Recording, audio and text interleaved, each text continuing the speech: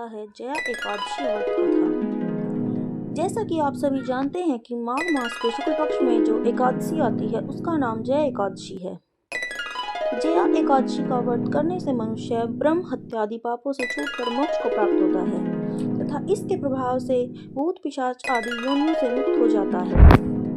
तो चलिए हम कथा का प्रारंभ करते हैं। धर्मराज युधिष्ठिर बोले, हे भगवान, आपने माघ के कृष्ण पक्ष की शर्तिला एकादशी का अत्यंत सुंदर वर्णन किया। आप स्वदेज, अंडज, उद्दीज और जरायुज चारों प्रकार के जीवों के उत्पन्न, पालन तथा नाश करने वाले हैं। अब आप कृपा करके माघ शुक्ल एकादशी का वर्णन कीजिए। इसका क्या नाम है, इसके व्रत की क्या विधि है और इसमें कौन से देवता का पूजन किया जाता है। श्री कृष्ण कहने लगे कि हे राजन, इस एकादशी का नाम जया एकादशी है। इसका व्रत करने से मनुष्य ब्रह्म हत्या आदि पापों से छूटकर मोक्ष को प्राप्त होता है तथा इसके प्रभाव से भूत पिशाच आदि योनियों से मुक्त हो जाता है। इस व्रत को विधिपूर्वक करना चाहिए। अब मैं तुमसे पद्म पुराण में वर्णित इसकी महिमा की एक कथा सुनाता हूँ।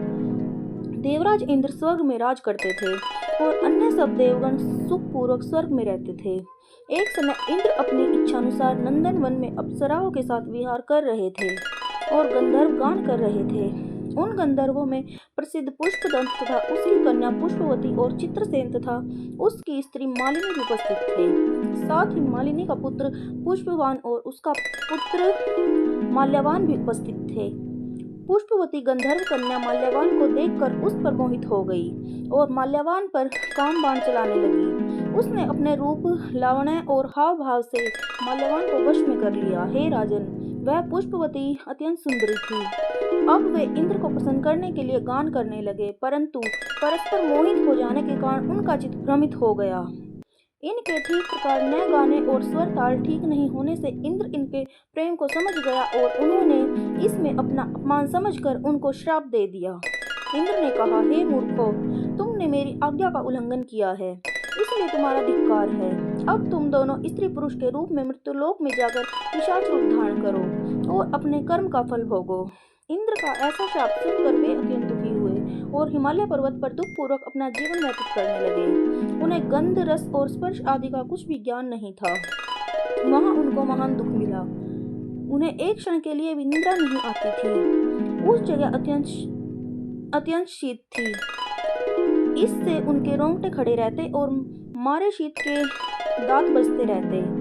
एक दिन पिशाच ने अपनी स्त्री से कहा कि पिछले जन्म में हमने ऐसे कौन से पाप किए थे जिससे हमको यह दुखदायी पिशाच योनि प्राप्त हुई। इस पिशाच योनि से तो नरक के दुख सहना ही उत्तम है, अतः हमें अब किसी प्रकार का पाप नहीं करना चाहिए। इस प्रकार विचार करते हुए वे अपने दिन व्यतीत कर रहे थे। दिव्य योग से तभी माघ मास में शुक्ल पक्ष की जया नामक एकादशी आई। उस दिन उन्होंने कुछ भी भोजन नहीं किया और न ही कोई पाप कर्म किया, केवल फल फूल खाकर ही दिन व्यतीत किया और शाम काल के समय महान दुख से पीपल के वृक्ष के नीचे बैठ गए। उस समय सूर्य भगवान अस्त हो रहे थे। उस रात को अत्यंत ठंड थी, इस कारण वे दोनों शीत के मारे अति दुखित होकर मृतक के सामने आपस में चिपटे हुए पड़े रहे। उस रात्रि को उनको निंद्रा भी नहीं आई। हे राजन, जया एकादशी के उपवास और रात्रि के जागरण से दूसरे दिन प्रभात होते ही उनकी पिशाच योनि छूट गई। अत्यंत सुंदर गंधर्व और अप्सरा की देह धारण कर सुंदर वस्त्राभूषण से अलंकृत होकर उन्होंने स्वर्गलोक को प्रस्थान किया। उस समय आकाश में देवता उनकी स्तुति करते हुए पुष्प वर्षा करने लगे। स्वर्गलोक में जाकर इन दोनों ने देवराज इंद्र को प्रणाम किया।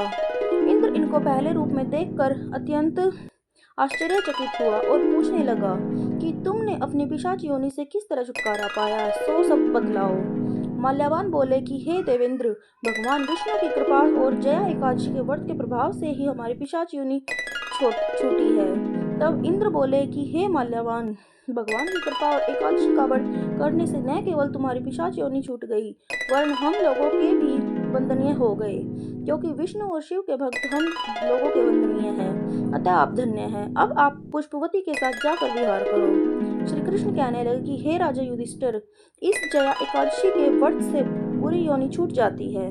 जिस मनुष्य ने इस एकादशी का व्रत किया है उसने मानो सब यज्ञ, जप, दान आदि कर लिए। जो मनुष्य जया एकादशी का व्रत करते हैं वे अवश्य ही 1000 वर्ष तक स्वर्ग में वास करते हैं। बोलो व्यास माता की जय।